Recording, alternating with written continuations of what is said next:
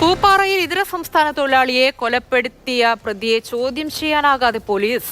പ്രതി ലഹരിക്കും മാനസികാസ്വാസ്ഥ്യം പ്രകടിപ്പിക്കുന്ന ആളുമാണ്. ഇന്നലെയാണ് മധ്യപ്രദേശ് സ്വദേശി ഈശ്വറിനെ കൊലപ്പെടുത്തിയ പ്രേംസിന് പോലീസ് കസ്റ്റഡിയിലെടുത്തത്.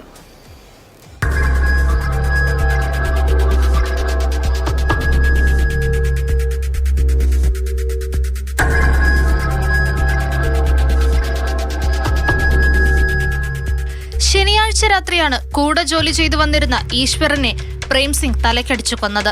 പ്രേംസിംഗിനെ ഉടൻ തന്നെ പോലീസ് കസ്റ്റഡിയിലെടുത്തെങ്കിലും ഇതുവരെ ചോദ്യം ചെയ്യാൻ കഴിഞ്ഞിട്ടില്ല. ചോദ്യം ചെയ്താൽ മാത്രമേ കൊലപാതകത്തിലേക്ക് നയിച്ച കാരണങ്ങൾ വ്യക്തമാകൂ.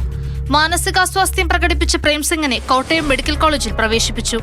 ഇയാൾ ലഹരിക്കടിമയാണെന്നാണ് ഡോക്ടർമാർ നൽകുന്ന പ്രാഥമിക വിവരം. കഴിഞ്ഞ ശനിയാഴ്ച രാത്രിയാണ് ഈശ്വറും പ്രേംസിംഗും തമ്മിൽ വഴക്കുണ്ടായത്. ഒപ്പം താമസിച്ചിരുന്ന അതിഥി തൊഴിലാളികളാണ് പരിക്കേറ്റ നിലയിൽ ഈശ്വറിനെ കണ്ടത്. ഉടൻ പോലീസിനെയും തോട്ടമുടമസ്ഥനെയും വിവരമറിയിക്കുകയായിരുന്നു. തുടർന്ന് ഈശ്വറിനെ തേനി മെഡിക്കൽ കോളേജിലേക്ക് കൊണ്ടുപോയെങ്കിലും മരണം സംഭവിച്ചിരുന്നു. മുറിയിലുണ്ടായിരുന്ന കോൺക്രീറ്റ് തറയോട് ഉപയോഗിച്ച് പ്രേംസിംഗ് ഈശ്വറിന്റെ തലയിലടിച്ചു പരിക്കേൽപ്പിച്ചുവെന്നാണ് പോലീസിന്റെ പ്രാഥമിക നിഗമനം.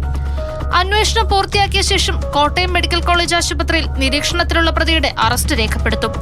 ഈശ്വറിന്റെ മൃതദേഹം തേനി മെഡിക്കൽ കോളേജിൽ സൂക്ഷിച്ചിരിക്കുകയാണ്. മധ്യപ്രദേശിൽ നിന്നും ബന്ധുക്കൾ എത്തിയ ശേഷം ബുധനാഴ്ച പോസ്റ്റ്മോർട്ടം നടത്തും.